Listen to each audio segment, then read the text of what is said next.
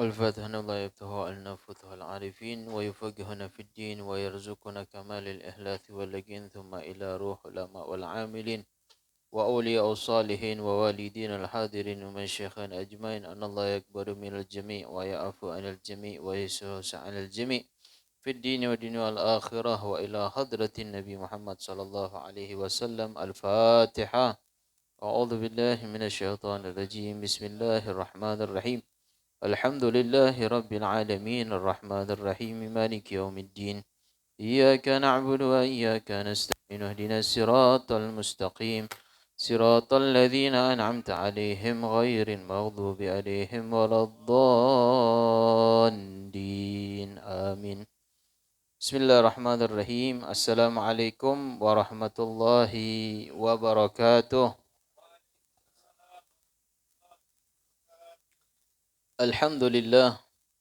الحمد لله شارح الصدور وميسر الأمور ودافع الشرور وأشهد أن لا إله إلا الله وحده لا شريك له الملك الغفور وأشهد أن سيدنا محمدا عبده ورسوله بدر البدور ومعدن الفضل والنور.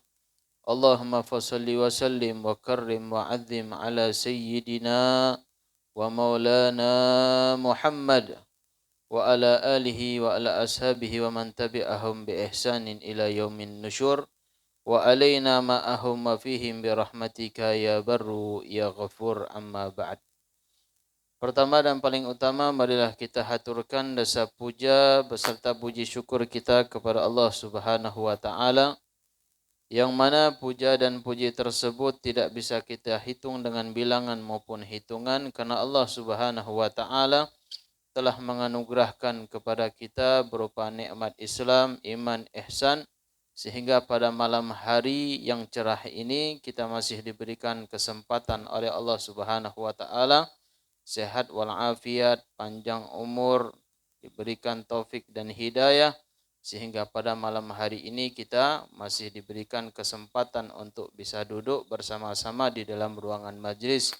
Insyaallah duduknya kita di majlis ini adalah ungkapan syukur kita kepada Allah Subhanahu wa taala, dan begitu juga mudah-mudahan diturunkan rahmat oleh Allah Subhanahu wa taala dan diturunkan hidayah oleh Allah Subhanahu wa taala dan diberikan pemahaman agamanya Allah. Amin ya rabbal alamin. Salawat beriring salam tidak henti-hentinya kita sampaikan buat junjungan Nabi Agung kita, basyaran lakal basyar, hakikatnya seperti manusia akan tetapi tidak seperti manusia biasa. Siapa lagi kalau bukan Sayyidina wa Habibina wa Syafi'ina wa Qurrata A'yunina Muhammadin sallallahu alaihi wasallam. Allahumma salli wa sallim ala Sayyidina Muhammadin wa ala alihi wa sahbihi ajma'in. Ahibba'il kiram, minggu kemarin kita sudah menjelaskan fasal tentang tasdidat di dalam salawat kepada Nabi sallallahu alaihi wasallam. Tasdid di dalam salawat kepada Nabi. Paling sedikit kemarin tasdid ada 4. Ya, Allahumma salli ala Muhammad. Itu paling sedikit tasdid di dalam salawat kepada Nabi kita Muhammad sallallahu alaihi wasallam. Kita masuk pembahasan tentang awqatus shalah, waktu-waktu di dalam salat. Salawatul maktubah, salat yang diwajibkan oleh Allah Subhanahu wa taala melalui perantara Nabi kita Muhammad sallallahu alaihi wasallam, itu adalah salat 5 waktu. Biarpun orang yang tidak belajar ilmu, tidak masuk pesantren atau tidak duduk di pengajian, pasti orang alim ataupun orang awam dia bakal tahu. Orang awam sholat itu yang diwajibkan 5 waktu. Tetapi ada sebagian segelintir orang, ya orang awam ya, mengatakan sholat itu yang setahu saya selama hidup, dia bilang sholat itu cuman sholat maghrib sama sholat zuhur, kata dia. Karena Habib pernah ketemu satu orang, ketika diajak sholat isya, tidak mau dia. Pas diajak ketemu lagi sholat asar, tidak mau. Akhirnya kita tanya, apa penyebabnya tidak mau diajak sholat? Sudah cerita, dia cerita akhirnya. Setahu ana dari kecil, sampai ana sudah punya cucu, setahu ana sholat itu cuma 2 waktu. Sholat zuhur sama sholat maghrib. Karena abah ana, kata dia, orang tua kami, bapak kami ini sholatnya cuma 2 waktu itulah. Selainnya tidak sholat. Karena kenapa? Jadi patokan seorang anak itu, suri tauladan yang dipandang, dilihat oleh anak adalah orang tuanya, terutama bapaknya. Memang sholat orang tuanya, tapi sholatnya cuma 2 waktu. Siapa yang kita salahkan? Anak atau bapak? Nah, itulah salah. Sebenarnya anak sudah disekolahi, maka akalnya dipakai. Ya, mungkin zaman bapaknya dulu dengar dakwah, cuman sholat itu diajarin waktu sholat zuhur sama sholat maghrib. Ada juga cuman maghrib sholat.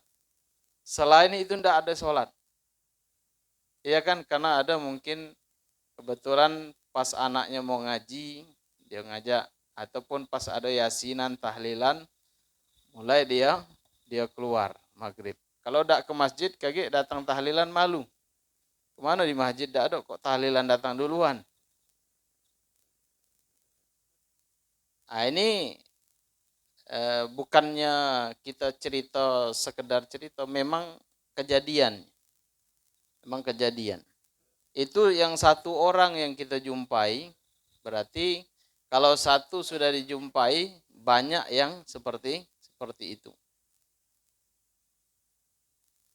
Nah, intinya di dalam ketika kita hadir majelis ta'lim, ya, kerabat, tetangga, orang yang dekat, ya kita ajak dia sholat.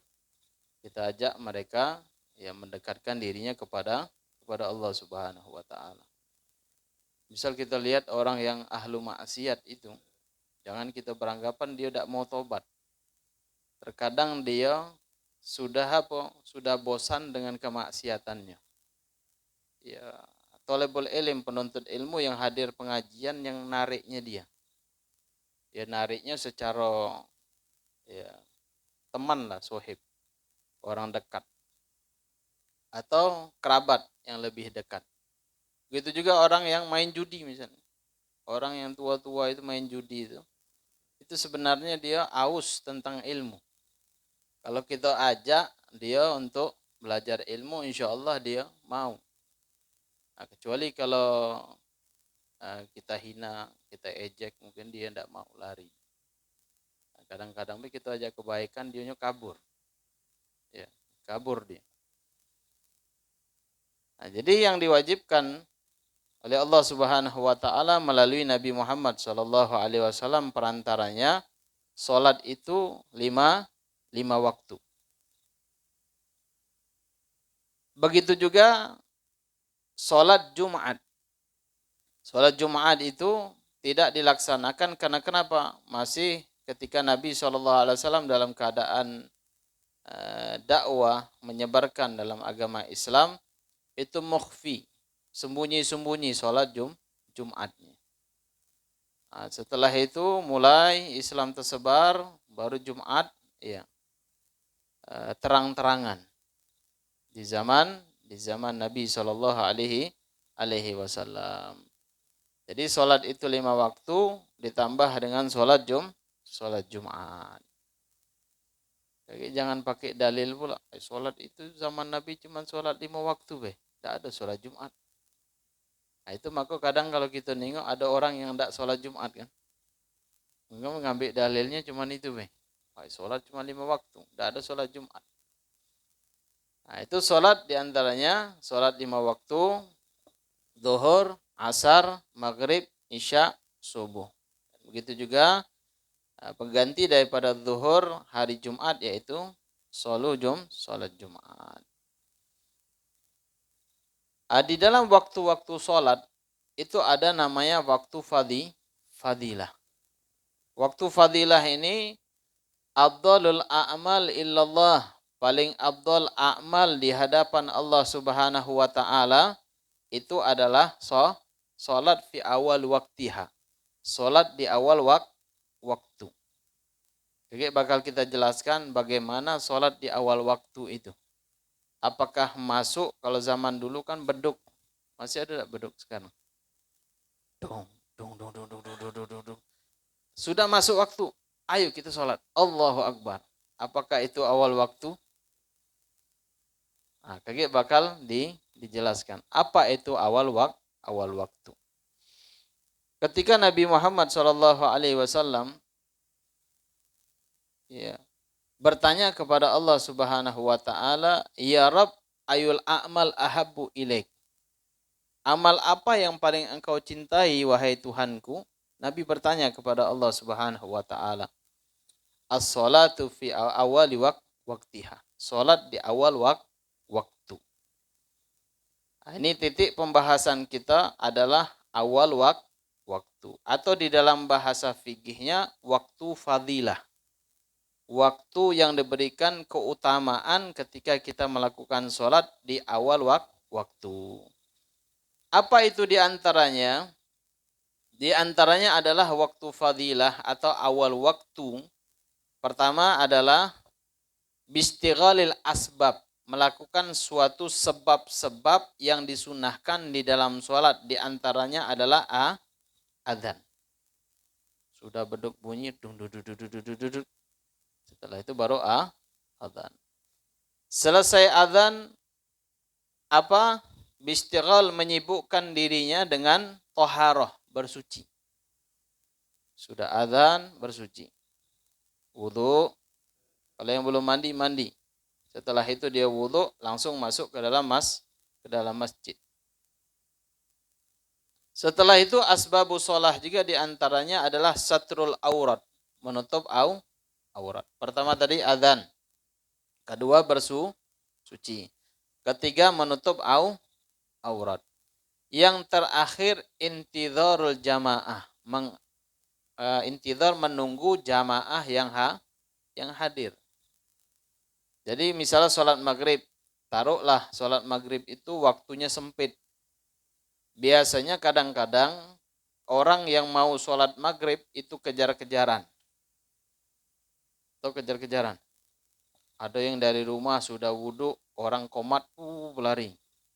Ada imam sudah takbir, Allahu Akbar, baca Al-Fatihah, dari rumah, jalan, ngebut terus, ngegas dia. Yang mana yang wudhu itu dikencangin kerannya. Supaya kenapa? Supaya imamnya tadi itu, ya muadzinnya sebelum qomat itu dia faham, oh ini orang masih sibuk dengan toharoh, bersuci. Ditunggu.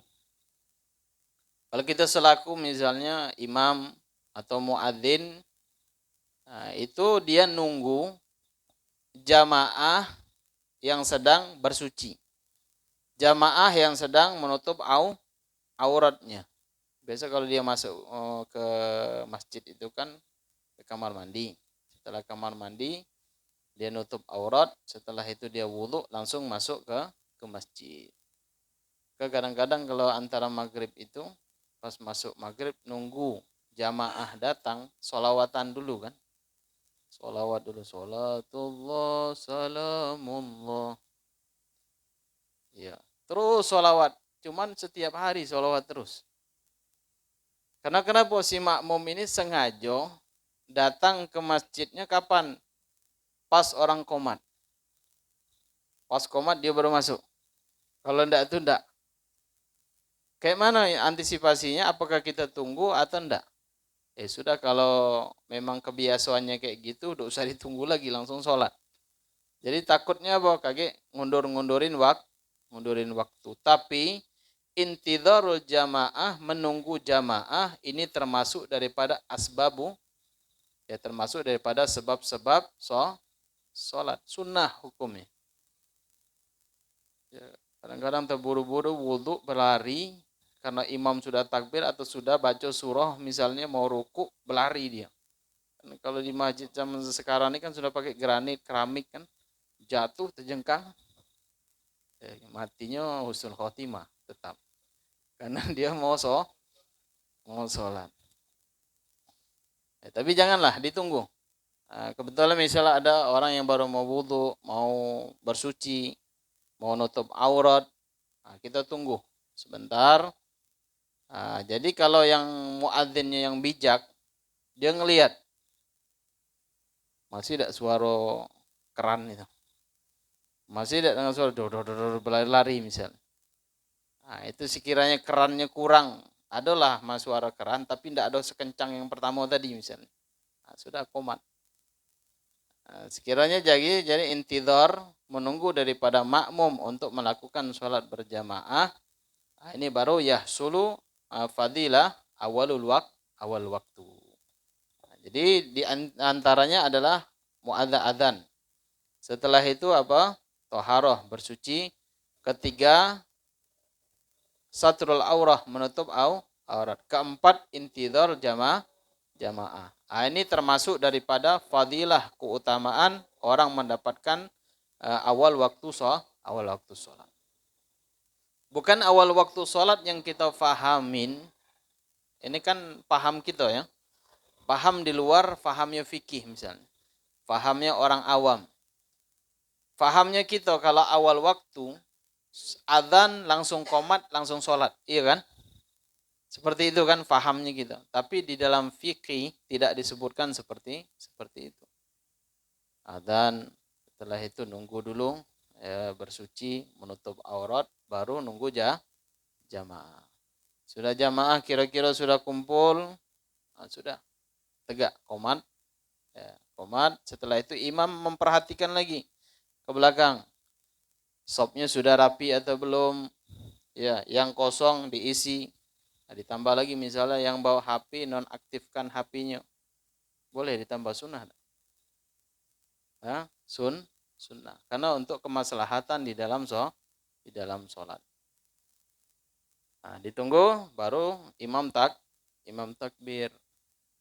Jangan kadang imam takbir, imamnya mau cepat supaya dapat keutamaan fadilatul waktu tadi, makmum yang lain ketinggalan, tidak dapat keutamaannya. Dan begitu juga imam ketika takbiratul ihram, Allahu Akbar, dengar suara geduk kayak suara kudo. Suara kudo itu kan kalau berlari itu kan nak ngejar imam itu supaya cepat, jangan takut telat ruku dengan imam. Itu ditunggu. Ala kulli hal. Jadi muadzinnya harus bijak dan imamnya juga harus bijak. Jangan egois. Mau menang sendiri atau mau masuk surga sendiri. Sian jamaah di belakang nih. Ajak juga masuk surga. Ala kulli hal.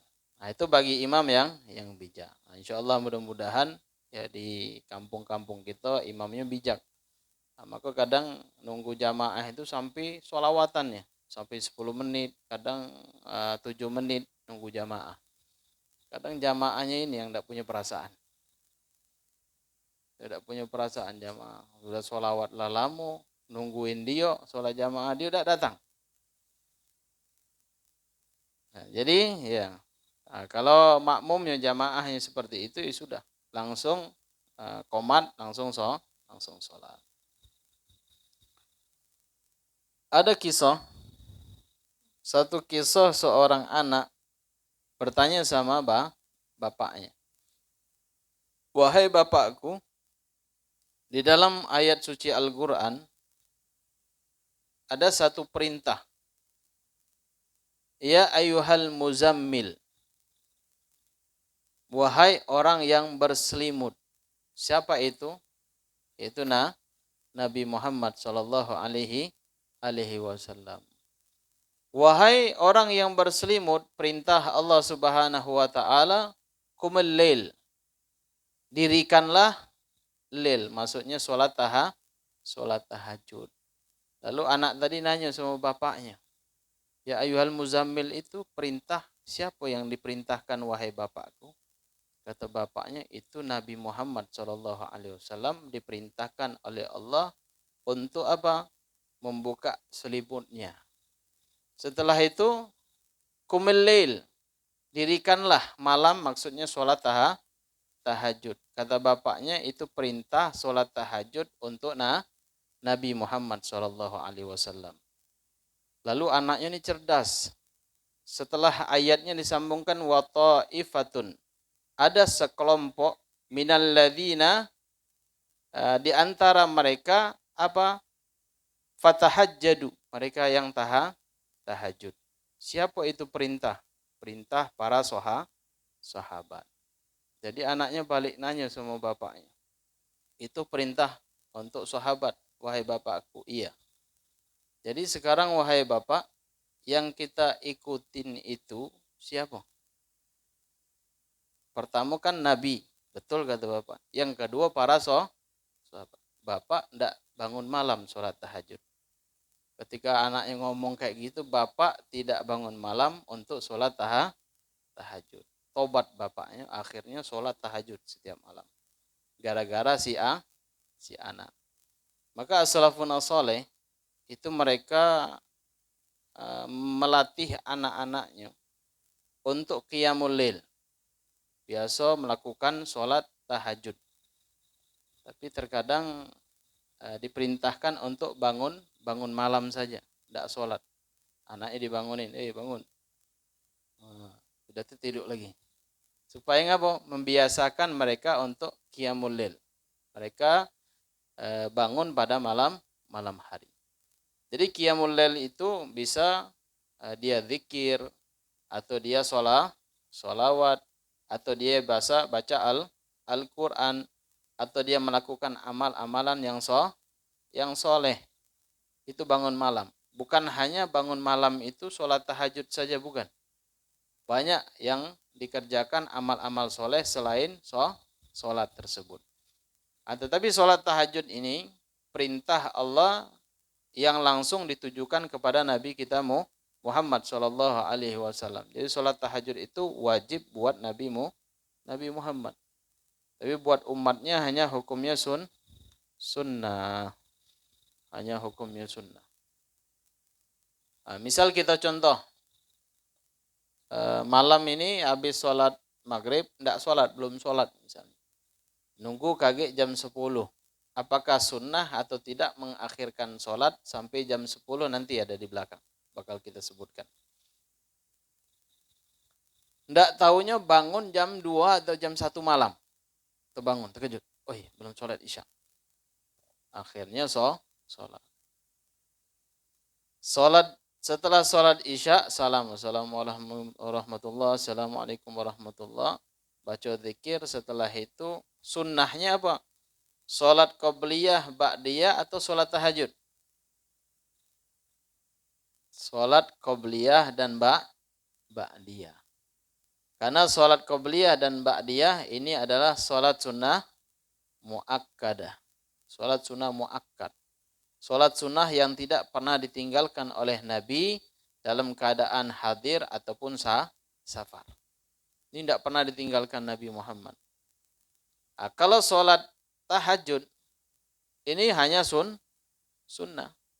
Ada sebagian orang, pengen sholat tahajud, tapi sholat qobliyah ba'diyahnya tinggal. Padahal lebih utama qobliyah dan ba'diyah. Biarpun kita sholat qobliyah atau ba'diyah ini diniatkan sholat tahajud sama sholat ba'diyah, maka hasol sunnah, dapat pahala sunnahnya. Misalnya kita mau sholat apa?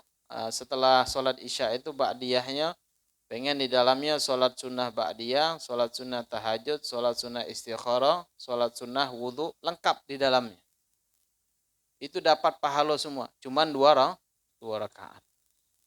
Tapi ditutup kalau dia sholatnya witir adalah satu rakaat ditutup.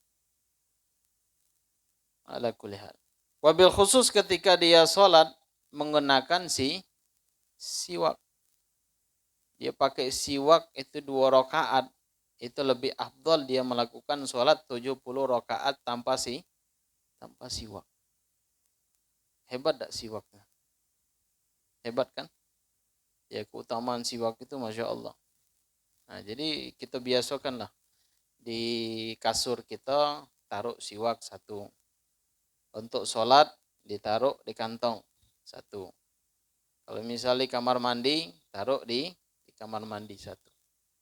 Ini biasa ada bawa siwak, tumpuk ngantongnya. Saking kebanyakan siwak, berantakan, tak kemana siwak. Nah, itu lebih afdal. Nah, supaya kenapa? Supaya poin-poin pahala yang kita lakukan itu dah dapat. Sesuatu yang wajib itu sudah lumrah, sudah biasa kewajiban. Kalau sunnah itu tambahan yang diberikan oleh Allah melalui Nabi kita Muhammad sallallahu alaihi wasallam. Mudah-mudahan kita ditakdirkan oleh Allah untuk qiyamul lail dan selalu menggunakan siwak. Zaman sekarang ini orang ngantongin rokok satu kotak, iya sanggup. Siwak sebatang beda sanggup. Berat rasanya kan? Ya berat. Padahal itu siwak itu Allah Subhanahu wa taala redha kepada orang yang menggunakan siwak. Kalau Allah sudah redha itu apa? Kuncinya sudah. Itu sudah terlepas beban semuanya. Kalau Allah sudah redha, kita mengenakan siwak itu sudah kuncinya kita bakal dicintai oleh Allah Subhanahu wa taala. Jadi tidak semua orang yang dicintai oleh Allah itu ya dia membawa siwak. Iya, ada yang enggak bawa siwak, ada bawa siwak sini. Ada. Nah, itu terus sampai akhir hayatnya bawa siwak terus. Itu insyaallah mudah-mudahan Allah selalu redha kepadanya. Ahibbail kiram hadirin wal hadirat yang dimuliakan oleh Allah Subhanahu wa taala. Nah, ini waktu salat ada 5 waktu, bukan 2 waktu ataupun 3 waktu.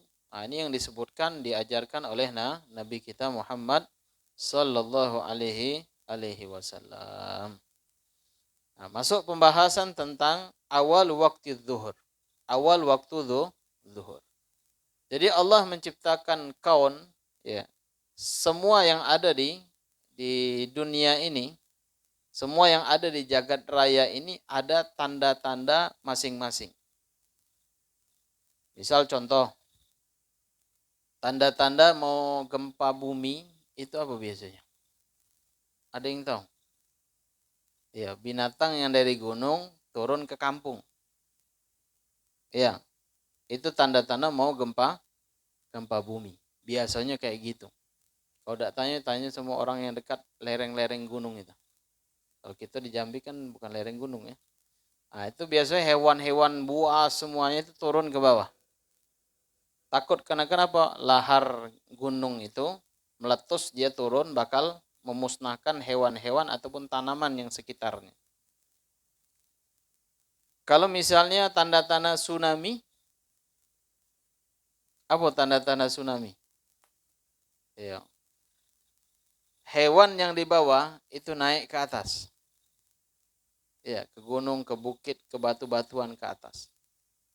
Sudah itu hewan yang ada di lautan itu dia keluar. Hewan yang di laut itu yang tidak pernah keluar, tiba-tiba bisa keluar. Itu ada tanda-tandanya. Sama kayak kita sakit, kita mau demam nih, meriang. Tanda-tandanya apa? Pilek, batuk, radang sini kan. Nah, itu alamat. Kalau dipaksakan mandi hujan, insya Allah ada demam. Kalau ditahan misalnya ikhtiar, minum obat. Ikhtiarnya apa? Minum tolak angin. Ikhtiarnya apa? Dikerok misalnya. Nah, itu mudah-mudahan sehat dari sakit. Itu semuanya ada tanda-tandanya. Tanda-tanda orang yang mau meninggal apa? Di antaranya ubanan, giginya mulai lepas. Makan kacang tidak bisa lagi. Sudah itu ininya sudah keriput. Itu tanda-tandanya. Asamu ketika mau sholat juga. Mau masuk waktu sholat itu ada tanda-tandanya. Nah, misalnya perempuan lah. Perempuan kalau mau haid, mau mens itu biasanya, itu ada tanda-tanda dia bakal keluar. Begitu juga setelah selesainya, ada juga tanda-tanda bakal berhentinya. Allah ciptakan alam ini semuanya ada tanda-tandanya. Nah, itulah kekuasaan Allah Subhanahu wa taala. Nah, sekarang kita belajar awal waktu sholat dan masuknya waktu zuhur dengan alam yang ada di sekitar kita. Kapan itu awal waktu zuhur? Zawalu syamsi. Zawal itu ya tergelincirnya atau bergesernya matahari. Itu daripada awal waktu zuhur. Misal contoh, kita contohin.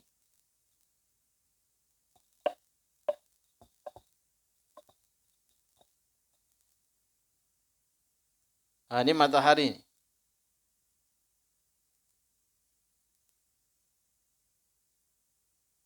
Nah, ini tengah-tengah kan?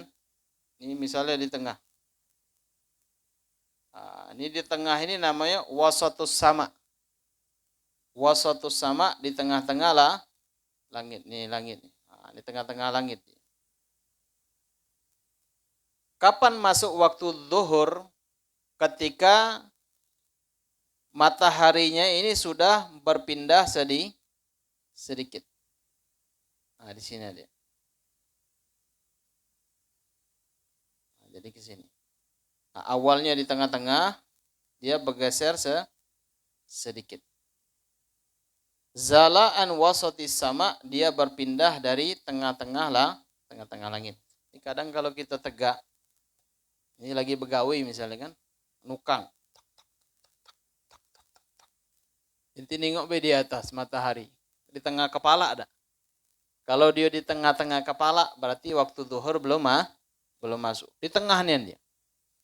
Ketika dia bergeser sedikit, nah ini sudah masuk waktu zuhur. Dari alam itu kita sudah mengetahui. Nah, dari ketika dengan syarat siang itu tidak mendung. Kalau dia mendung tidak nampak ininya bulannya. Zawalu syamsi wa akhiruhu, dan akhir daripada waktu zuhur masiru dhilli syai' mithlahu, menjadi bayangan syai' sesuatu mithlahu, semisalnya. Ini masir bergeser sedikit dia. Di tengah-tengah dia condong sedikit. Ini masuknya waktu zuhur. Nah, di sini zuhur lugatan ma ba'da zawal. Istilahnya ismu li salatil maf'ulatin hina idzin wa zawal mil syams an wasatis sama. Wa dhil lugatan as-satr. Istilah amrun wujudiyun khalaqallah li naf'il badan wa ghairihi. Dhil itu diantaranya ghairi dhilil istiwa, selain daripada bayangan istiwa, bayangan yang di tengah. Maka matahari itu dia ada bayangan. Karena kenapa bayangan? Di sini sebutkan amrun wujudiyun. Matahari itu sesuatu yang wujud, ada. Ada matahari itu. Ada orang yang menafikan matahari. Oh, tidak ada matahari itu. Bohong ente. Atau bulan. Bulan itu tidak. Itu dongeng misalnya. Atau matahari itu dongeng itu. Cerita. Nah, kalau kita sudah nengok, ada tidak matahari? Di atas kita ini apa? Lampu. Kalau yang orang di sana di luar tempat kita ini, kalau kita cerita lampu, percaya tidak dia? Tidak percaya. Atau adanya matahari. Karena kenapa? Karena dia hidupnya di dalam gunung. Di dalam gunung, tidak pernah nengok matahari, tidak pernah nengok bintang sama sekali. Kalau kita cerita, percaya tidak dia? Tidak percaya. Nah, jadi kita belajar dari alam ini. Alam yang wujudiyun, yang diciptakan, ada, khalaqallahu linaf'il badan. Karena sinar daripada matahari ini untuk menyehatkan badan. Dari pagi kan kalau ilmu kedokteran dari jam berapa? Dari jam 7, 8, 9. Itu sinarnya menyehatkan.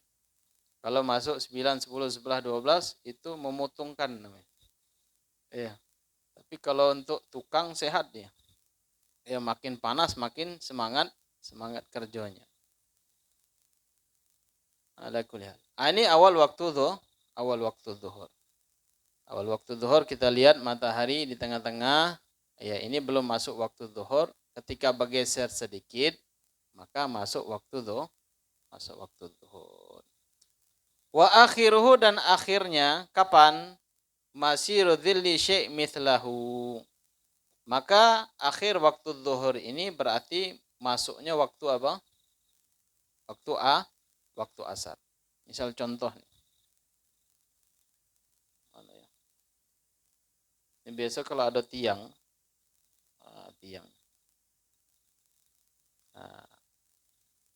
Masiru dhilli syai' mithlahu. Ini bayangan ini, ya. Dia masuknya kemana? Ini biasa bayangan pasti ada bayangan nih.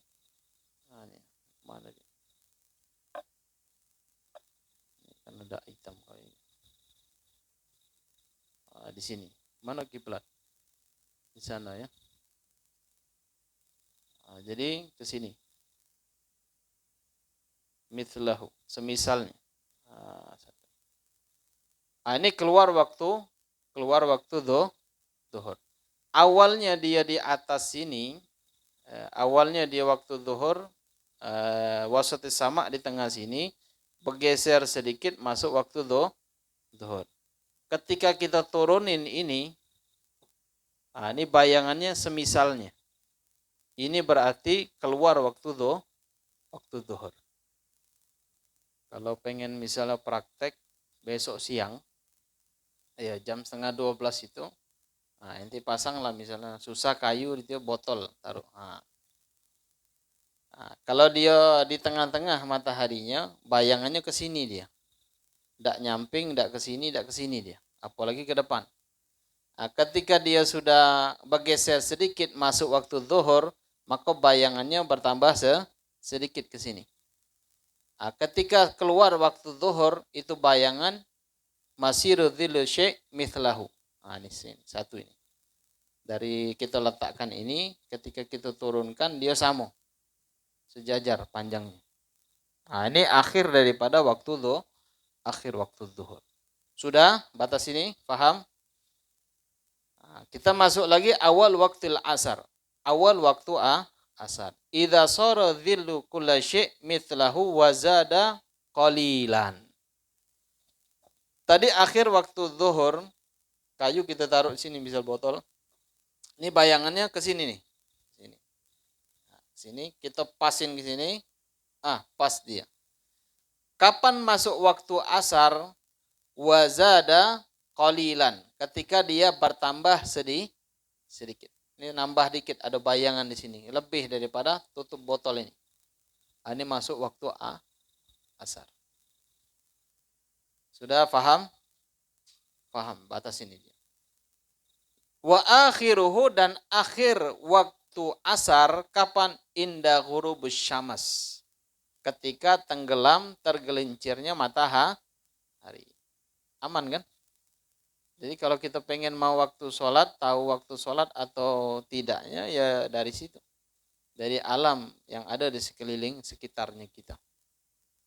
Kita nengok matahari, ini masih di tengah nih. Atau di sini biasanya, masih di sini. Kalau dia sudah naik sini dikit ke kepala, tengah-tengah, baru masuk zuhur. Ini tidak boleh kita sholat apalagi? Sholat duha, tidak boleh lagi dia. Kalau dia masih di sini masih boleh. Kalau dia sudah ke tengah tidak boleh. Lalu dia bergeser sedikit. Ini masuk waktu zuhur. Kalau zaman dulu orang ngelihat ya dari situ, dari alam itu, dari lingkungan alam matahari, waktu sholatnya. Kalau sekarang dari jam. Ini lah jam 12 lewat. Sudah zuhur. Ayo azan. Atau jadwal kan. Ada jadwal daerah masing-masing itu kan. Jam 12 lewat 5 menit. Jam 12 lewat 10 menit atau 7 menit. Itu ditengok jam. Jam yang satunya. Ini 12 lewat berapa menit nih? 7 menit baru. yang satunya lewat 10 menit. Yang mana diikutin? Ya sudah. Kalau imam masjidnya atau muadzinnya faham, dia keluarin ke kepalanya. Oh matahari sudah lewat, ya sudah zuhur. Nah, itu dari situ kita memahaminya. Masuk waktu ataupun keluar waktunya. Ala kulli hal. Nah, di sini disebutkan awal waktu al-asr idza sara dzili kulli syai' mithlahu wa zada qalilan wa akhiru, dan akhir daripada waktu asar inda ghurubus syams, ketika matahari tergelincir. Tergelincirnya matahari itu gorsus syams. Lingkaran matahari itu sudah tergelincir, terbenam. Terbenam itu dia kaki ada mega merah. Iya, ada mega merah itu. Itu akhir daripada akhir waktu asar.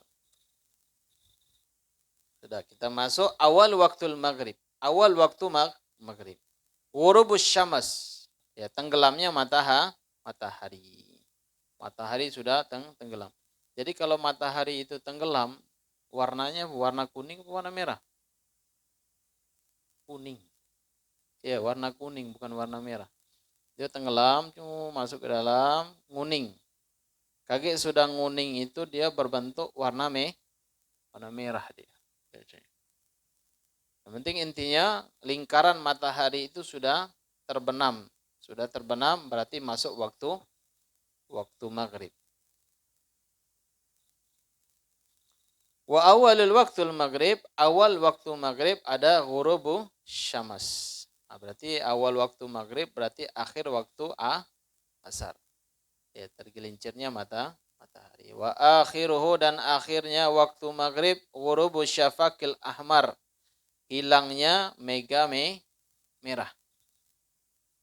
Jadi kalau kita sholat itu kadang maghrib kan nampak tuh.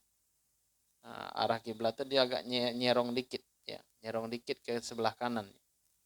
Nah, itu kita sholat Allahu Akbar. Kan ada mega biasa kuning kan.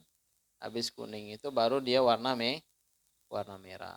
Nah, ini akhir waktu maghrib. Wa awal waktu isya, dan awal waktu isya ghurubus syafaqil ahmar, hilangnya mega merah. Wa akhiruhu, dan akhir daripada waktu isya tulu'ul fajr shadiq. Akhirnya adalah munculnya fajar shadiq. Ada fajar kizib, ada fajar shadiq. Fajar be ada yang bohong. Ya, jangankan orang, fajar be bisa bohong. Ini fajar ini dimaksudkan masuk waktu subuh.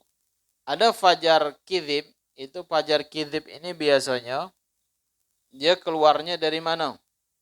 Kalau ini kan dari timur ke barat kan, dari dia utara ke selatan. Itu kalau dia fajar kizib, dia biasanya dia memanjang.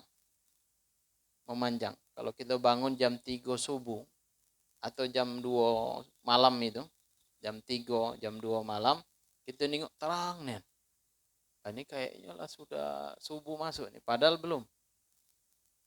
Yaqibuhu dzulmah, tapi bedanya dia memanjangnya ini setelah dia nampak putih-putih, memanjang kayak seperti mau subuh, kaget dia yaqibuhu dzulmah, hitam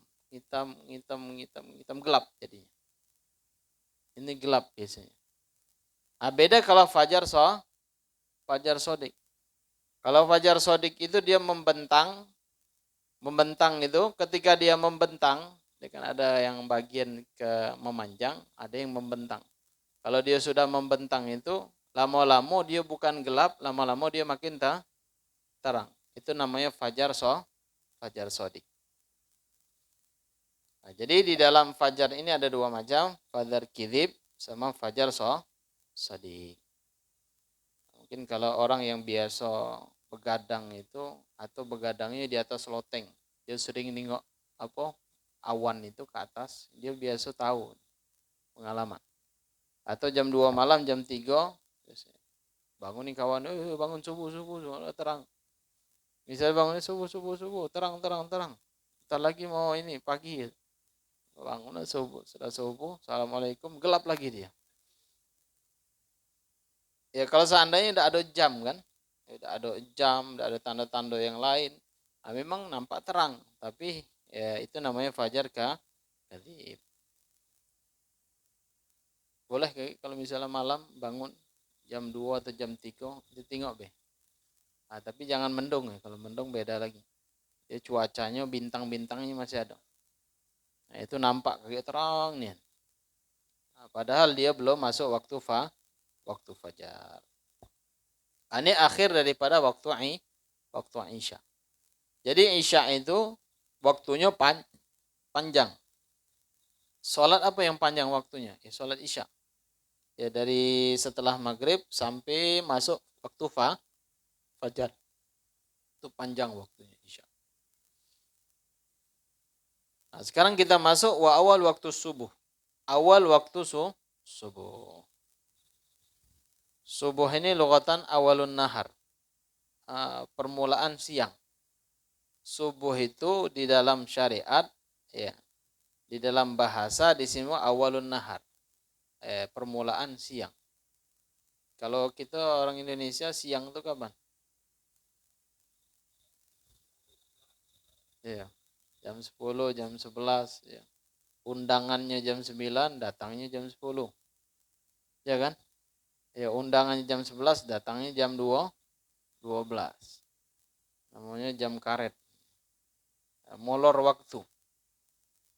Jaranglah undangan itu ditulis misalnya 8, 9, datangnya pasti 9 tuh lah.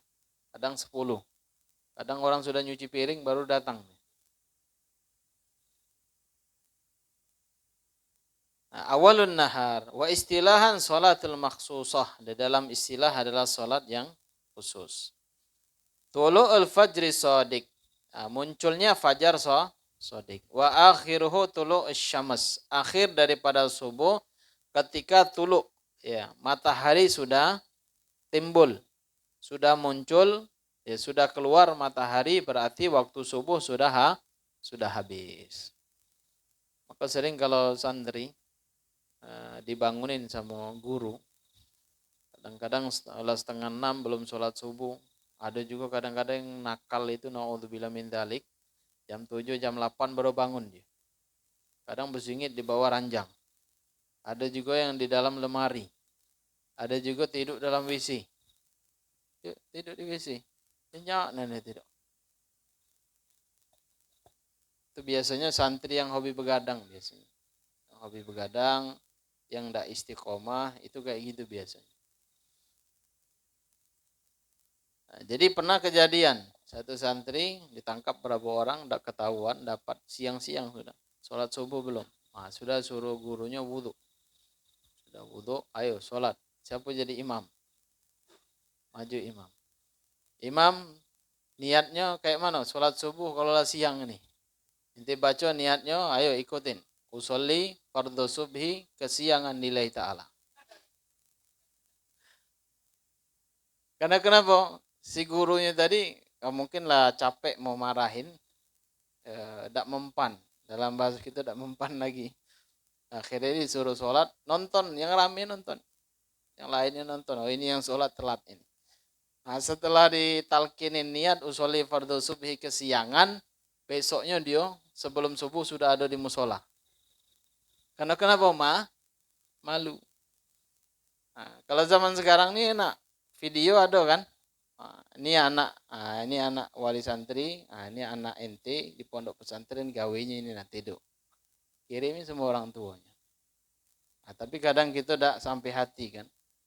Ya biarpun anaknya nakal kayak mana, ya kita anggap seperti anak kita juga. Jadi di pondok pesantren itu seperti itu. Ya biasalah. Dan kadang biasanya yang nakal-nakal itu yang jadi orang biasanya. Yang biasanya ya. Biasa. Ada juga yang istiqomah, Masya Allah. Banyak. Ada juga yang nakal. Ya. Dan yang lainnya lah. Ya, kita anggap semuanya seperti anak kita sendiri. Ala kulli hal. Jadi ditalkinin sama gurunya dengan sholat subuh kesiangan itu sudah tobat. Besoknya tidak ada lagi dia sholat subuhnya telat. Ahibal kiram hadirin wal hadirat yang dimuliakan oleh Allah Subhanahu wa taala. Sekarang kita masuk asy-syafaq thalathatun. Mega itu ada tiga. Ahmar, asfar, sama abyad, ahmar, maghrib. Berarti mega merah itu maghrib. Wa asfar wa abyad isya'un. Kayak mega kuning sama mega putih itu isya. Kalau di wilayah kita ini kelihatan enggak Pak Mansur? Kalau di sini enggak ya. Kalau daerah ada bukit-bukitnya lah. Musolahnya atau masjidnya di bukit itu nampak dia.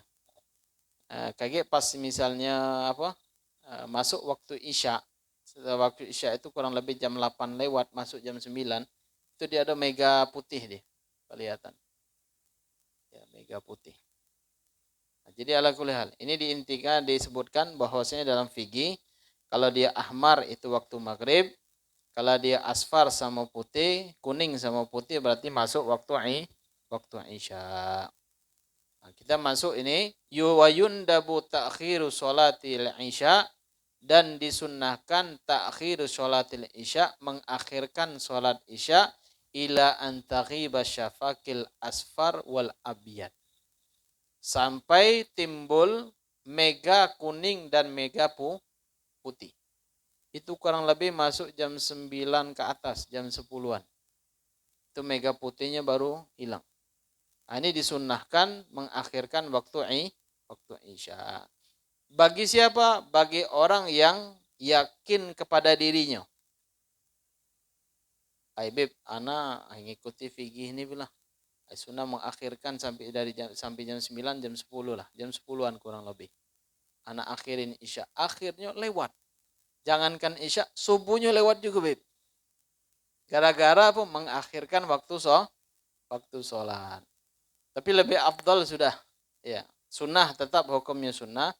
Tapi kita ambil afdaliyah awal waktu. Karena kita tidak bisa menjamin diri kita dewek. Ya, menjamin kepercayaan, bukan menjamin waktu, bukan mau mati atau bukan. Kita tidak percaya diri kita ini. Ya, yakin tidak sholat atau tidaknya. Nah, kalau kita yakin bakal sholat jam segitu ya terus tidak masalah, dapat sunnahnya.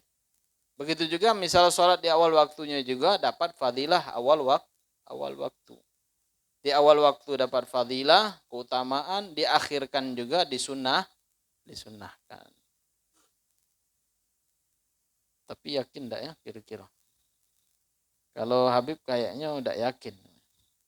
Ya, isya lewat kayak subuh juga lewat itu sudah sholat awal waktu.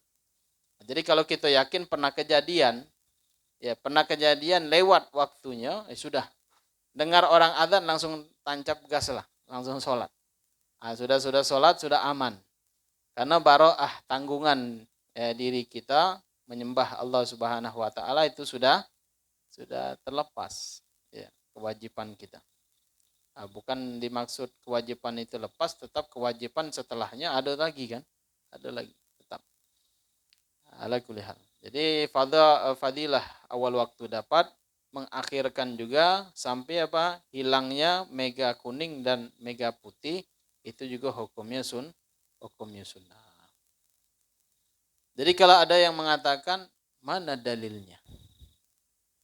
Mana dalilnya mengakhirkan waktu sampai jam 9 sampai jam 10? Ini dalilnya. Disebutkan oleh Imam Syafi'i di dalam kitab Safinatun Najah. Wa yundabu ta'khir sholatil isya illa an yaghiba syafaqul asfar wal abyad.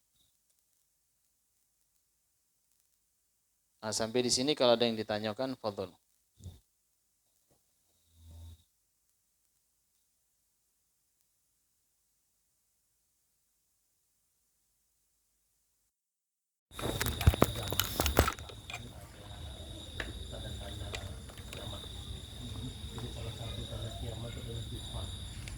Tufan itu nanti semacam dunia ini gelap. Dunia gelap kan kita tidak tahu tanda-tanda alam itu kesempatan. Jadi kalau melihat ceramahnya Ustaz Zulkifli Muhammad Ali itu melihat telapak tangan sendiri itu nggak clear. Jadi untuk menentukan waktu sholat itu seperti apa? Kemudian kenapa? Misalnya dukhan. Jadi kalau konteks dukhan itu biasanya rokok. Atau misalnya nanti tanda-tanda akhir hari kiamat itu adalah asap yang pekat ya. Jangankan kita ngelihat satu sama lain, ya ngelihat anggota tubuh kita juga tidak kelihatan. Bagaimana konteksnya? Kan tadi kita membahas tentang kejadian alam di sekitar kita kan. Masuknya waktu zuhur, masuk waktu asar, keluarnya waktu zuhur, keluar waktu asar, masuk waktu maghrib, terus sampai ke subuh. Bagaimana supaya kita masuk, supaya untuk melakukan sholat di waktu itu? Itu ijtihad. Kita ijtihad. Ijtihad masuknya waktu. Iya. Dengan tanda-tanda. Contoh misalnya.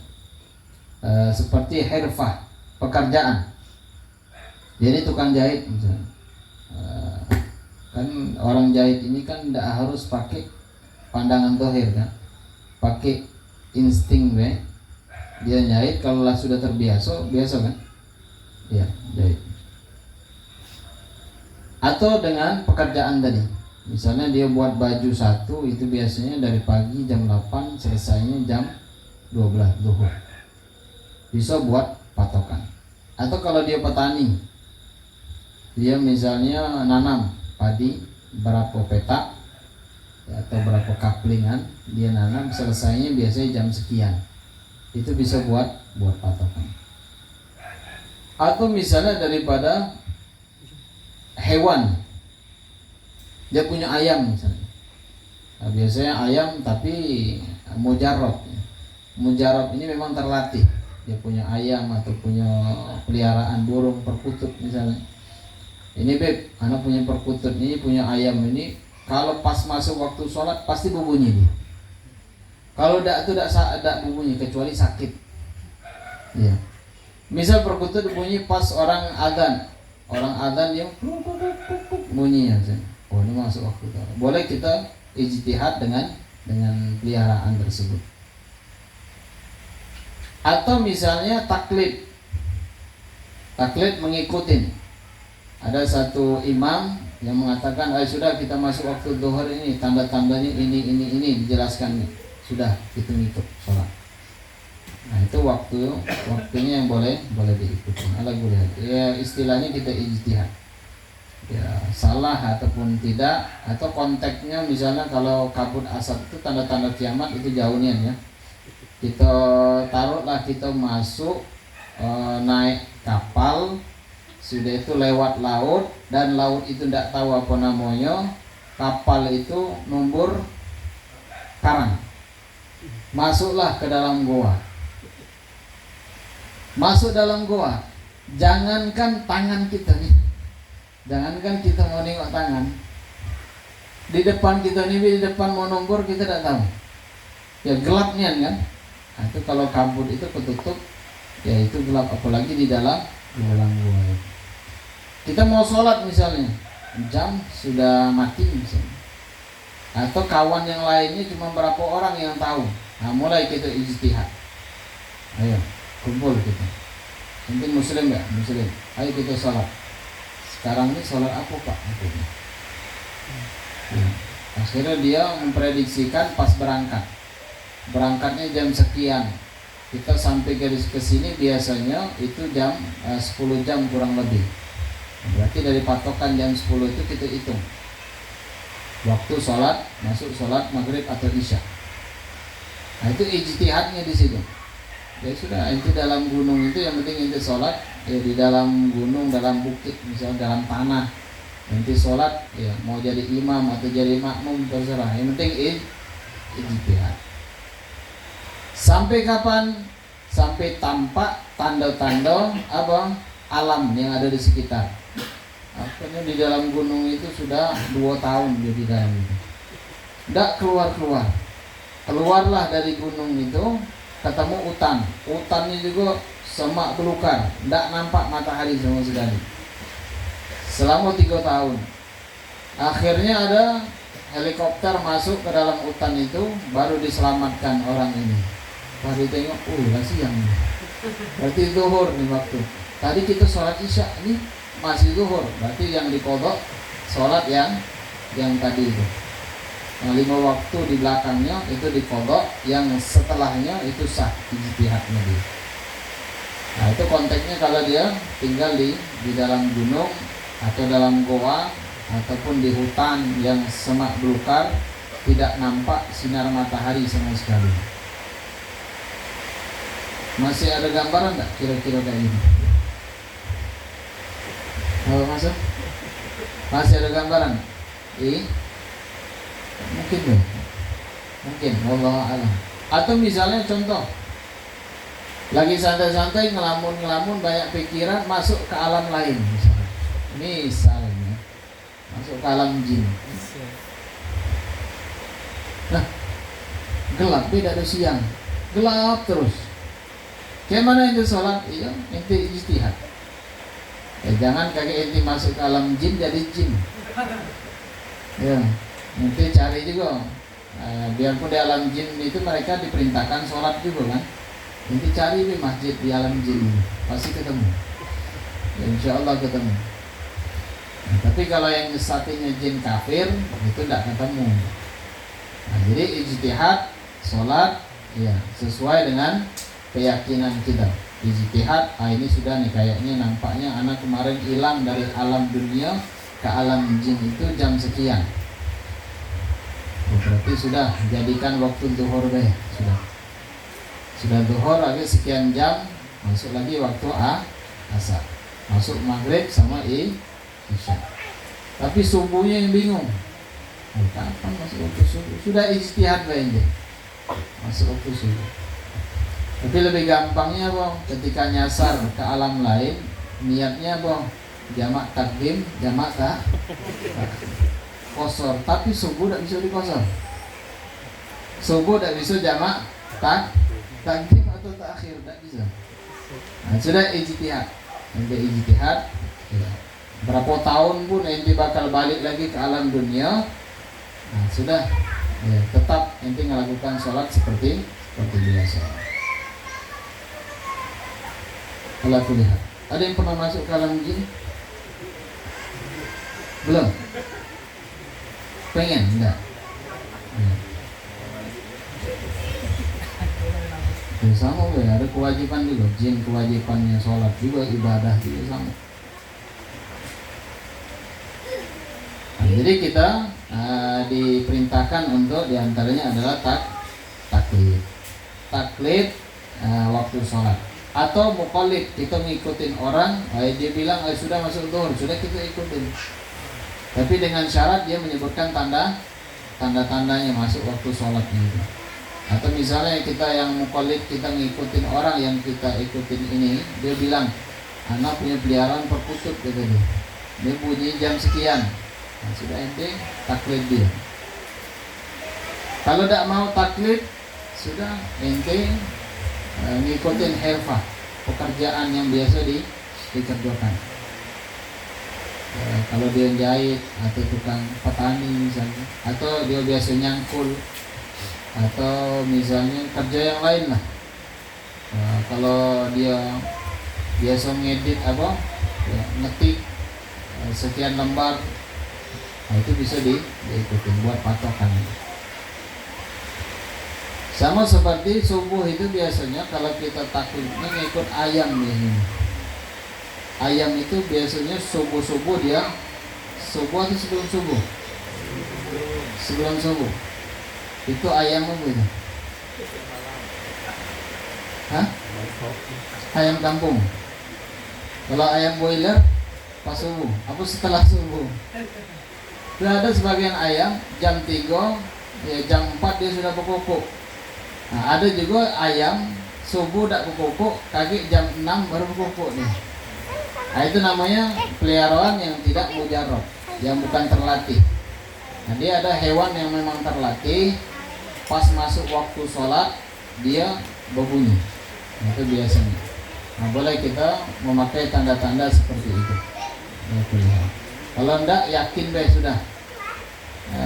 Iftagol bak, keyakinan hati kita ini masuk waktu ini sudah sholat. Nah, ada yang ditanyakan lagi? Boleh. Pak Mahmud.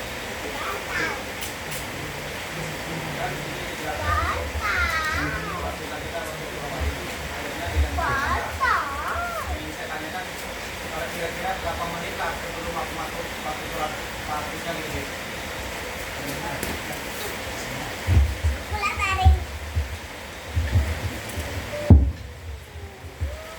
Assalamualaikum, Bib. Ini kan kita mau tanyakan waktu akhirnya sholat sunnah kita di waktu sholat wajib itu kan ada di tanda yang dijelaskan di kitab kita ini. Yang ingin saya tanyakan tuh di hitungan menitnya berapa lama kira-kira kita sholat sunnah sebelum sholat wajibnya itu, Bib. Yang pertama. Yang kedua, Bib, saya pernah dengarkan waktu sholat maghrib itu kan mepet, Bib. Karena saya pernah dengar di antara azan dan iqomah itu kan ada sholat sunnah. Itu sebaiknya kita sholat sunnah atau kita sholawatan saja, Bib? Nah, iya. Sholat sunnah itu antara sholat wajib dan sholat sunnah itu apakah ada batasan waktu menitnya? Tidak ada batasan menitnya. Nah, ketika sudah azan qomat, ini jamaah datang sholat qobliyah. Nah, ini tergantung daripada imamnya sama biasanya muadzinnya ngelihat masih ada yang sholat sunnah enggak? Masih, sudah mantap dia. Dilihat lagi masih ada yang sholat sunnah enggak? Nah, kira-kira sudah mau salam. Nah, jadi muadzin itu dia ngasih kode sama si imam. Si imamnya nengok muadzin. Sudah kata si imam, komat, baru komat. Ini kadang-kadang yang muadzinnya tidak ngasih kode ke imam lagi dah. Iya kan? Nah, dia ditengok dulu yang muadzin, tengok yang sholat sunnah masih tidak. Oke, kira sudah mendekatin. Nah, sudah kodein imam, sudah imam. Nah, imamnya nyuruh muadzinnya komat. Itu yang disunnahkan. Soal yang kedua tadi, di waktu sholat maghrib kan waktu kita mepet, Bib, antara azan dan iqomah, Bib. Kan sebagian ada yang sholat sunnah, sebagian tidak. Nah, itu sebaiknya kita sholat sunnah atau kita sholawatan saja, Bib? nah jadi amalan as-salafun as-saleh, ya, amalan as-salafun as-saleh itu mereka tidak melakukan sholat sunnah qobliyah maghrib karena waktunya sempit. Nah, misal seandainya taruhlah misalnya di masjid ini kan sebagian masjid itu kan berbeda kan. Ada yang melakukan sholat sunnah qobliyah sudah ditunggu. Sholat sunnah qobliyah selesai, sudah selesai tadi baru dikode sama si muadzin sama imam untuk dia untuk komat. Nah, langsung sholat. Tapi lebih afdalnya dia tidak usah qobliyah, nanti qobliyahnya diakhirkan dengan ba'diyah. Nah, takut kenapa? Karena maghrib itu waktunya sempit, waktu maghrib itu. Apalagi dengan sholawatan. Ya, sholawatnya pakai hadro lagi misalnya. Nah, atau tidak pakai hadro, panjang sholawatnya. Ya, jangan terlalu panjang lah. Sholawat sekedar nyeben untuk nunggu jamaah. Bagaimana afdalnya ketika kita nunggu jamaah tadi, sholat sunnah atau sholawat? Ya, sholat sunnah. Iya, sholat sunnah. Sholat sunnah itu afdalnya daripada sholawat. Tapi sholawat itu tingkatannya memang di atas ya. Tapi tempatnya bukan di situ. Ya, tempatnya bukan di situ. Bukan istilahnya apa? Mengatakan sholawat itu di belakang enggak, atau sholat di depan enggak, bukan kayak gitu, bukan. Nah, tapi bukan pada tempatnya. Nah, sampai ada yang ditanyakan lagi,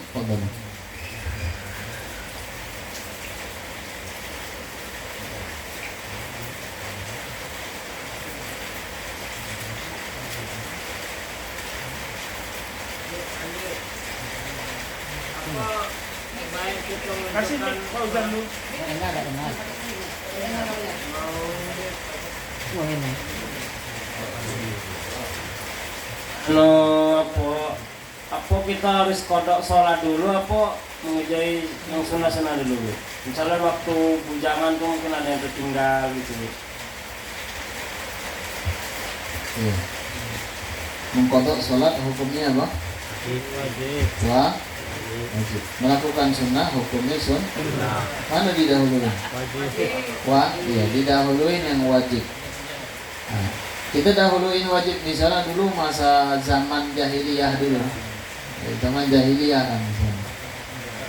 Sudah akil balik enggak sholat sampai umurnya berapa tahun? 30 tahun. Akhirnya umur 30 tahun masuk pengajian majelis taklim. Oh paham, oh gini. Berarti dikodok sholatnya. Sama kayak kita punya utang. Punya utang itu dikodok atau tidak? Dibayar atau tidak? Tidak. Ya dibayar. Nah, sama dikodok indana indah Syafi'i. Sholat yang tinggal itu sunnahnya dikodok. Ini pembahasan dalam madhab Syafi'i. Keluar dari pembahasan paham-paham yang lain. Wallahu a'lam. Ini dalam madhab Imam Syafi'i disunnahkan ketika kita mengkodok sholat itu ada terkadang sholat itu memang ditinggalkan karena bukan karena ada sebab. Di antaranya sebabnya seperti naum tidur. Tidur itu termasuk udzur. Kalau meninggalkan sholat sengaja itu udzur atau tidak? Tidak. Kalau yang ditinggalkan dengan sengaja itu wajib fauran. Langsung seketika itu kita ingat langsung dikodok. Tidak boleh kita sholat sunnah. Tidak boleh kita sholat sunnah. Tapi konteksnya bukan dilarang sholat sunnah. Iya, konteksnya bukan dilarang sholat sunnah. Jadi inti pemahaman salah. Bukan konteksnya bukan dilarang sholat sunnah, bukan. Sholat wajibnya tetap dikodok, sholat sunnahnya tetap dilakukan. Misal contoh, Beb, anak ninggalin dari umur 15 sampai umur 30 tahun. Berapa tahun? 15 tahun. Kalau kodok langsung sehari misalnya, dapat berapa?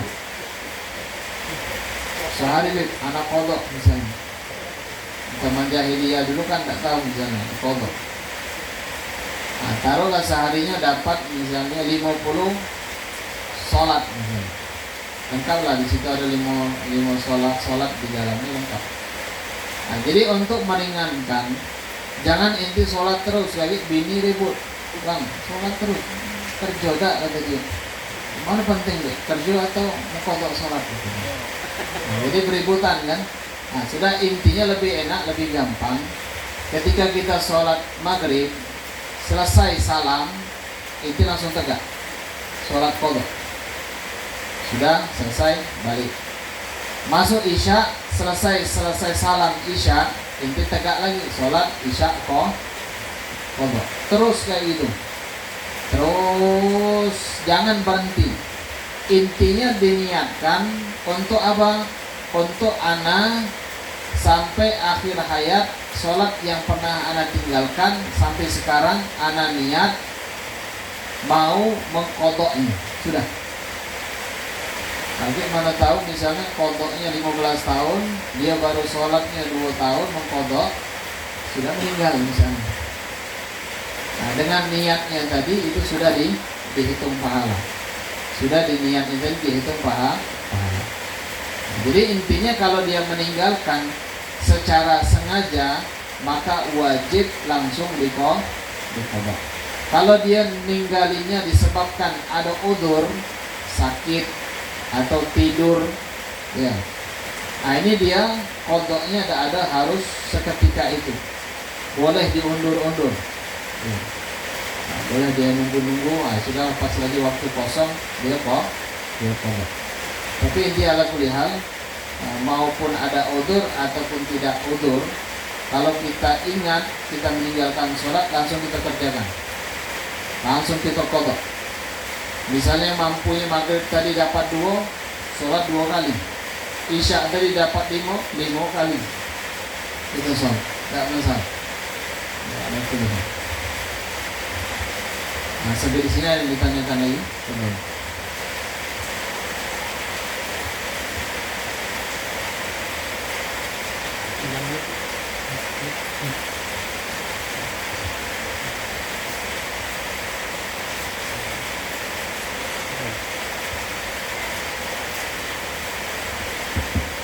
Tanya Bu, ini terkait dengan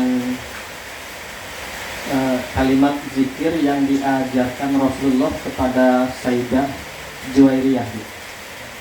Suatu zikir yang zikirnya singkat tetapi keutamaannya lebih banyak daripada zikir yang panjang, yaitu Subhanallah wa bihamdihi adada khalqihi wa ridha nafsihi wa zinata arsyihi wa midada kalimatihi.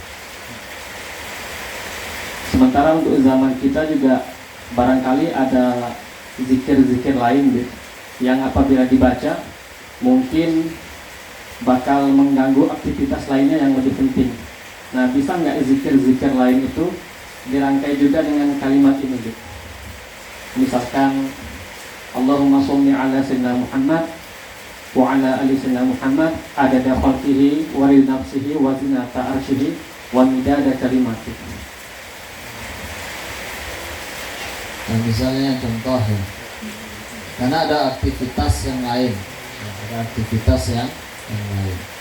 Karena dia melakukan zikir, tidak bisa zikir yang panjang, wirid yang panjang. Kalau dia baca wirid panjang, mungkin kerjaannya bakal terbengkalai, atau misalnya dia anak buah sama bosnya tadi, karena wiritan terus dipecat sama bos misalnya, gara-gara banyak wiritan. Bagaimana Al-Habib Ahmad bin Hasan Al-Attas, beliau mengatakan ketika kita punya pekerjaan atau punya tamu misalnya, boleh tak wirid kita mundurkan misalnya di waktu yang lain. Karena kenapa? Karena tamu itu datang, karena tidak setiap hari tamu itu datang kan. Kalau kita baca wirid setiap hari, bisa kita baca. Ada juga sebagian orang harus istiqomah. Harus istiqomah setiap hari, harus jam sekian, harus hari sekian, misalnya waktunya harus sekian. Kalau ada tamu juga ditunda, usah datang, atau tidak usah ditemui tamu tadi. Tapi Habib Ahmad bin Hasan Al-Attas mengatakan kalau ada tamu ataupun hal yang mendesak ataupun pekerjaan yang tidak bisa kita undur, maka wiridnya boleh dikodok di tempat yang waktu yang lain. Itu adabnya ala kulihat. Dan begitu juga bagaimana seandainya ada fadilah, keutamaan seperti yang disebutkan tadi, Subhanallah bihamdihi adada khalqihi wa ridha nafsi wa zinata arsy wa midada kalimati subhanallah walhamdulillah wa la ilaha illallah wallahu akbar wa la haula wa la quwata illa billahil aliyil azim. Ini zikirnya sedikit tetapi keutamaannya sangat besar. Atau salawat yang lain, misal contoh ada salawat Fatih itu, Allahumma sholli ala sayyidina Muhammad al-Fatih lima ughliq wa khatim lima sabaq nasiril haq bil haq wal hadi ila siratal mustaqim wa ala alihi wa ala ashabihi hadil qadri wa miqdaril adim. Itu satu kali kita baca, fadilah keutamaan pahalanya 1000 kali. Gimana kita ngamalin satu itu cukup, sholawatnya cuma satu. Kalau kita baca sholawat harus sekian, itu betul. Ala kulihat. Nah, kita ketika amalan kita misalnya dawam, sama kayak orang yang ikut tarikat. Kalau orang yang ikut tarikat yang sudah baiat, ya yang sudah baiat itu dia zikirnya sekian ratus, sholawatnya sekian ribu, itu harus setiap hari, iya kan? Harus setiap hari. Kalau ada itu ngulang dari awal lagi, baiat lagi misalnya, repot. Apalagi yang tak ada zikir, tak diamalin zikirnya. Nah, bagaimana? Sudah, kita ambil yang simple, yang gampang, yang pahalanya besar, cuman kita baca sedikit, itu sudah cukup. Tidak masalah, boleh. atau salawat Allahumma sholli ala sayyidina Muhammad adada khalqi wa ridha nafsi wa zinata arsy wa midada kalimati. Kecuali subhanallah alhamdulillah wa la ilaha illallah wallahu akbar wa la haula wa la quwata illa billahil aliyyil azim. Boleh, enggak masalah. Ya. Tapi kalau ada wirid khusus, kalau waktunya luas, ya kita baca wiridnya. Jangan mentang-mentang tadi ada keutamaan sekali sholawat pahalanya 1000, itu baik dibaca, yang lainnya enggak. Karena itu galak jadi malas gitu biasanya. Ya. Wiritan yang diamalin terus diamalin. Kalau misalnya mendesak, ada amalan yang lebih pahalanya lebih besar, ya kita dibaca itu. Nah, sama kayak amalan ada yang ijazah dulu dari guru yang asal dari Jawa itu, yang sholawat yang dokter ini, yang dokter, satu dokter ini dia nganu pasien, tidak pernah kosong. Kalau kita ke rumah sakit, ada rumah sakit yang sepi, ada, kecuali rumah sakitnya ada hantunya, sepi dia. Ada rumah sakit itu tidak ada yang kosong sampai sekarang, sampai hari kiamat pasti ada yang sakit. Tidak ada yang tidak sakit. Misalnya dia dokter, kayak mana mau sholawat? Kalau sholawat itu kan sebenarnya kan bukan fi'il gerakan tangan, cuma lisan ataupun hati kan cukup sama. Atau misal kita punya amalan, maka amalan itu lebih afdalnya dihafal. Jadi kita ada kerjaan, mau di jalan, mau di mana pun, kita tetap yastahil bidzikir. Kita menyibukkan dengan zikir.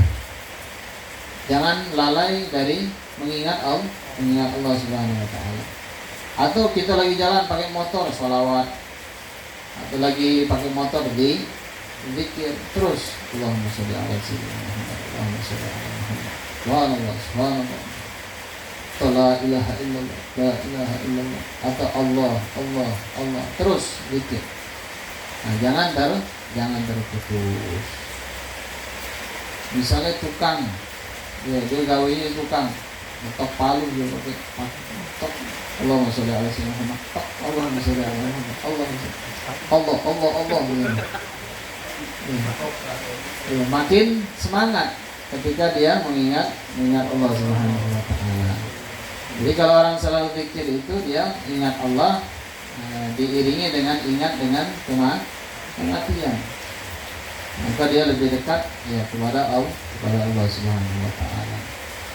Tapi kalau ada orang yang zikir tapi ngetok palu tapi dunianya kejar terus, nah ini yang susah, sulit. Nah, lihat. Kalau wiritan yang biasa diamalin. Kalau misalnya mau meringkas dengan amalan, memang fadilah, keutamaan yang memang sholawatnya besar pahalanya. Nah, cuman berapa kali kita baca sudah cukup, ya sudah baca itu, tidak masalah. Tapi amalan wirid keseharian jangan ditinggalkan. Sama kayak kita antara maghrib itu biasanya kan, atau Jumat lah. Jumat ini misal pegawai mau ngikutin, misal baca Al-Fatihah sekian, Kulhu sekian, Al-Falaq sekian, An-Nas sekian, panjang kan? Kayak mana bacaan simpelnya? Ya sudah simpel. Bacaan simpelnya kita sholawat, yaitu istighfar, sholawat sama Nabi. Setelah itu kita doa. Sudah doa, sudah selesai. Kita mau ngikutin nggak bisa. Ini kalau kita ngikutin zikir sama imam nih, bosnya kayak mukanya masam kan. Udah masam mukanya misalnya. Nah, itu doa lah. Doa mudah-mudahan bos ini selalu tersenyum. Misalnya. Nah, itu ya dilanggengkan zikirnya. Nah, kalau bisa. Kalau misalnya darurat bisa dikodok di lain hari. Nah, ada yang ditanyakan lagi? Mau tanya Wib, ketika seseorang itu mengikuti sebuah atau suatu torekoh saja atau anak sebandi, itu dia sudah diberat dan dia tidak sempat lagi untuk ngamali zikir itu, apakah dia harus melepaskan diri dengan torekoh itu dengan berpuasa atau dengan memberi makan atau sedekah? Nah, itu yang pertanyaan pertama. Yang kedua, ada tuh amalan seperti yang diamali Buya Manti, fi kulli lafatin wa nafasin ada nama wasi'u ilmullah, itu disambung dengan sholawat al-fatih. Itu ketika mereka yang mengamalkan itu dengan tarekat Tijani tadi itu, kita yang orang biasa ini yang cuman melihat melalui headphone atau video itu gimana gitu? Bolehkah diamalkan atau sama aja gitu? Itu sholawat ya. Di antaranya kalau sholawat itu ada ijazah am, ada ijazah khos. Jadi kalau ijazah am, ketika ada orang yang mengatakan ajas hukum, misalnya qabil itu ijazah, itu namanya am. Kalau khusus ini itu namanya talaki antara syekh mursyid sama murid. Atau dalam bahasa kita apa bai'at. Bai'at ini jalinan ikatan antara murid dan guru. Kan murid itu kan ada yang bakti, ada yang tidak bakti kan? Iya. Yang berbakti itu apa yang disebutkan guru bai'atnya atau mursyidnya diikutin. Zikirnya sekian, sholawatnya sekian, amalannya sekian, wiridnya sekian. Nah, itu namanya murid yang bakti dengan gurunya. Kalau yang tidak diikutin berarti murid apa? Murid yang bandel. Apakah dibaiat lagi ketika dia tidak ngikutin atau tidak? Ditanya sama mursyidnya. Ya, dibuat perjanjian enggak sebelum baiat itu? Misalnya Arif nanti harus zikir sekian, sholawatnya sekian, wiridnya sekian. Akhirnya si Arif tadi mukhalif, tidak dengar apa yang diucapkan gurunya. Cuman hawa nafsunya pertamanya zikirnya lah. Setelahnya berpikir, ngapain ada zikirnya? Untuk aku zikir banyak-banyak, zikir sudah cukup. Misalnya kan, kadang syaitan itu membisikkan, ayo Rib, ente harus zikir banyak, lebih banyak daripada murid yang lain misalnya. Akhirnya sehari, 2 hari, seminggu, setahun tidak ada zikir lagi misalnya. Itu ketika kita wiritan atau baiat, jadilah murid yang memang taat kepada guru tersebut. Dan guru yang membaiat juga dilihat ada ininya apa? Tingkatan. Tidak ada semuanya misalnya di baiat itu harus dia ngikutin perkataan mursyid tadi, enggak. Ada dari segi umum misalnya. Umum si mursyid tadi merintahkan untuk sholawat sekian ratus misalnya. Kan ada juga sebagian yang ngikutin, ada yang tidak. Alhamdulillah, tergantung ke kemampuannya. Tapi yang lebih simpel itu Tariqah Alawiyah. Tariqah Sadabah Alawi itu lebih simpel, yang lebih gampang, lebih enak. Dia tidak pakai baiat antara guru dan mursyid. Dia cuma baca wirid, sudah masuk dalam tariqah. Ya, seperti baca wiridul al-haddad, rotibul atos, hizib sakran, dan yang lainnya lah. Dia baca maulid nabi, maulid cintur durar, ataupun dia baca maulid diba, dan yang lainnya lah, yang amalan-amalan aslafun soleh, maka dia sudah masuk ke tariqah. Tapi yang baiat itu khusus ya, dia khusus. Dan yang membaiat juga tidak semua orang. Ada orang yang tertentu yang memang sudah belajar sama guru tersebut. Ada sebagian yang membaiat ini cuma dapat guru dadakan. Tahu guru dadakan? Oh, memang guru tadi masya Allah, zikirnya ininya, akhirnya ikut-ikutan. Ikutnya karena nafsunya deh. Tapi setelah itu ditinggalkan. Zikirnya ditinggalkan, sholawatnya ditinggalkan, guru baiatnya juga ditinggalin. Nah, ini yang repot. Nah, jadi intinya ala kulli hal, zikir, wirid, rotib, yang kita baca amalan kita, jadi amalin, tidak masalah. Nah, yang penting itu datangnya dari Nabi kita Muhammad SAW, dari para sahabat, dan begitu juga daripada aulia uswalih, orang-orang yang soleh diamalin tidak apa-apa. Tapi lebih afdalnya ketika amalan tersebut kita mendapat ijazah am atau ijazah khusus. Ijazah yang khusus kita amalin. Itu insyaallah. Kenapa? Kalau ijazah yang khusus atau yang am itu dia tali rantainya nyambung dari fulan mengijazahkan dari gurunya ke gurunya terus sampai ke Nabi Muhammad sallallahu alaihi wasallam.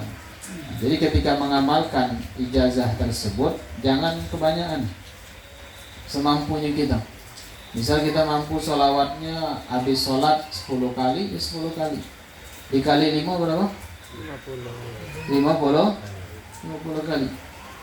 Tambah lagi misalnya sehari habis sholat itu 10, nambah lagi. Tahun depan nambah 30, nambah 40, terus nambah terus. Nah, jangan kita nafsu.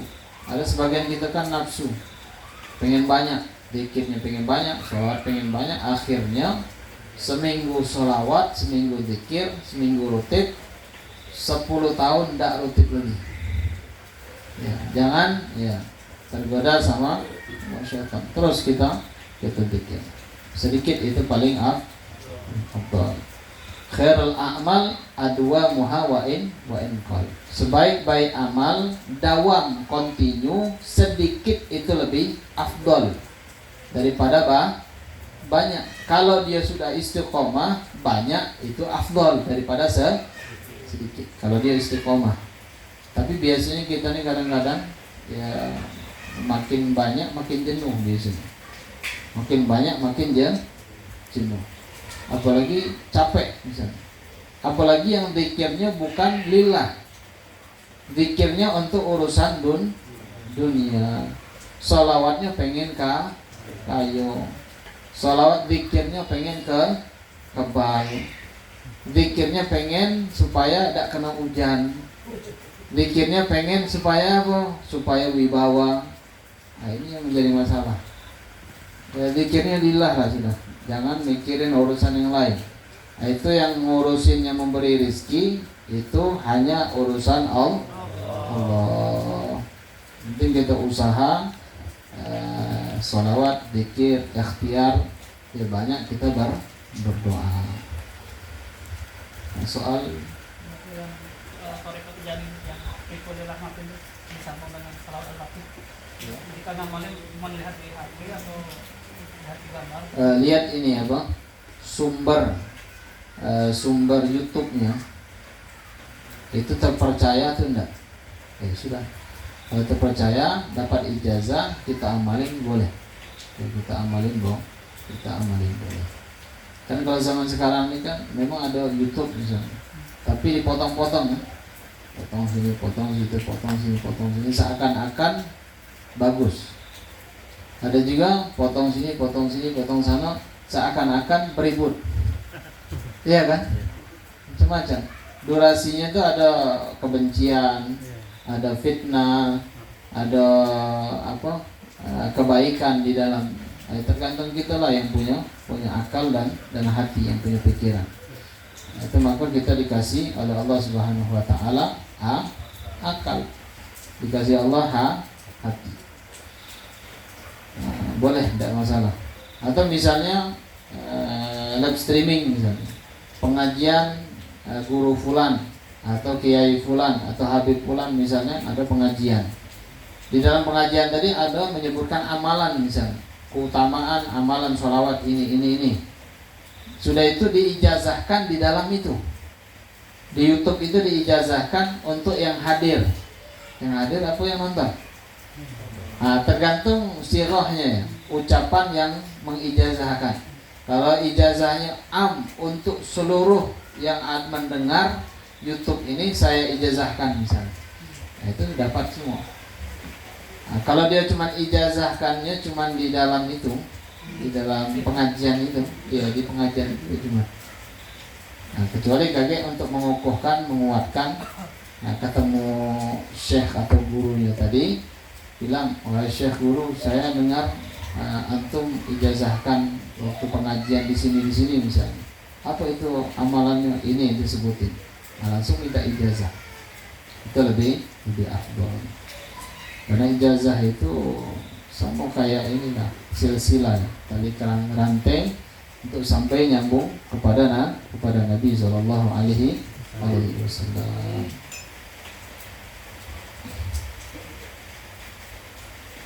Ya, mau ikut tarekat manapun boleh. Yang tidak boleh itu ngikut tarekat as-sesati. Ya, sama tarekat apa? Menyebar fitnah. Nah, itu jangan diikuti. Sesat ya, nanti. Ya, mau ikut tarekat apapun boleh. Yang penting mendekatkan diri kepada Allah Subhanahu Wa Taala, dan dilihat yang siapa yang membaiat itu dilihat belajarnya di mana, sudah itu ngambil sumber ilmu jadi dari mana, baiatnya di mana, tarekhnya apa. Nah, itu harus tahu sumbernya. Jangan tiba-tiba kenal sama orang pakai gamis, pakai imamah, jubah besar tinggi, hidung mancung misalnya, mata belok. Iya, langsung ente baiat, jangan. Kita tengok dulu dari mana, gurunya siapa, silsilah keilmuannya. Nah, baru boleh ikut cara dia bertarekat. Nggak masalah, boleh. Nah, sampai di sini ada yang ditanyakan lagi. Assalamualaikum warahmatullahi wabarakatuh. Misalkan satu amaliyah ataupun wiritan yang seharusnya kita lakukan semisal ba'da maghrib ya, karena satu hal dan keadaan tiba misalkan dalam waktu setahun atau setengah tahun kita tidak bisa lagi ngamalinnya sewaktu habis maghrib misalkan, itu apakah diperbolehkan dikodok selain pada waktu maghrib, misalnya habis isya misalkan, apakah diperbolehkan? Termasuk tadi yang amalan yang dari guru-guru yang tadi itu kan dari orang banyak tadi, apakah diperbolehkan dikodok selain pada waktu itu, wiritan atau amalia-amalia lainnya? Terima kasih. Assalamualaikum. Nah, jadi menempatkan waktu di dalam wirid itu sebenarnya melatih kita untuk istiqomah. Melatih untuk istiqomah. Kalau misalnya seandainya apabila kita ada waktu yang mendesak, tidak mungkin kita baca di waktu maghrib tersebut misalnya. Diganti dengan hari atau waktu yang lain, ya boleh. Nah, diganti hari atau di waktu yang lain boleh. Biasa dia zikirnya waktu maghrib, digantinya isya, habis isya misalnya, karena waktunya luas, ya lapang, boleh. Atau misalnya di waktu kesempatan misalnya, contoh, apakah dia harus maghrib itu yang diqadha maghrib besoknya? Tidak, diganti dengan hari yang lain, tidak masalah, boleh. Nah, karena aurat ya wirid, nggak boleh, tidak apa-apa. Hari ini ditanyakan lagi. Semua contoh seperti tadi, ada tamu misalnya, tamu datangnya habis sholat maghrib misalnya kan, kita mau baca wirid, maka antara maghrib dan isya itu doa mustajab kan. Nah, sudah itu tamu itu duyuf, tamu itu adalah apa? Sunnah tak kita menjamu tamu. Ini sunnah dan baca wirid juga sunnah, dianjurkan. Dua-duanya sunnah. Nah, tergantung kita tuan rumah. Nah, kita ngambilnya sunnah jamu tamu, karena tamu itu datangnya cuma kadang setahun sekali atau sebulan sekali misalnya dia bertamu kan. Nah, kecuali kalau kawan datang tiap hari misalnya, kita lagi baca wirid, nah ini tunggu sebentar, anak baca wirid dulu. Sudah itu kita baru ngobrol. Nah, kalau tamunya misalnya agorek keluarga, orang yang penting butuh misalnya, nah, wiridnya kita tunda dulu, baru malamnya diganti malam. Nah, itu boleh. Nah, yang penting jangan ndak wiritan. Ya, ndak wiritan. Apa dalam hadis Syekh Abdul Rahman As-Segaf beliau mengatakan, "Malaysa lahu wirdun fahuwa kirib." Barang siapa yang tidak ada wirid berarti mau monyet. Ya, malaysa lahu wirdun fahuwa kirdun. Siapa yang tidak ada amalan wirid, berarti dia mau monyet. Nah, jadi amalin wirid. Dia pun habis sholat ada wiridnya enggak? Nah, wirid sudah termasuk. Atau misalnya bangun tidur, sebelum tidur baca doa, habis bangun tidur baca doa. Nah, itu wirid juga sama. Nah, wirid amaliyah keseharian kita, jangan sampai tinggal. Atau misal habis sholat, Allahumma antas salam minkas salam wa alaika ya'udu salam ila akhirih. Atau misalnya tambah Allahumma a'inna ala dzikrika wa syukrika wa husni ibadatik ila rabbi anta maulana subhanallah subhanallah. Nah, itu wirid juga. Nah, zikir yang kita baca itu adalah wirid. Nah, jadi wirid itu sesuatu waroda yang datangnya dari Nabi Muhammad sallallahu alaihi wasallam. Ada jadi rotib namanya.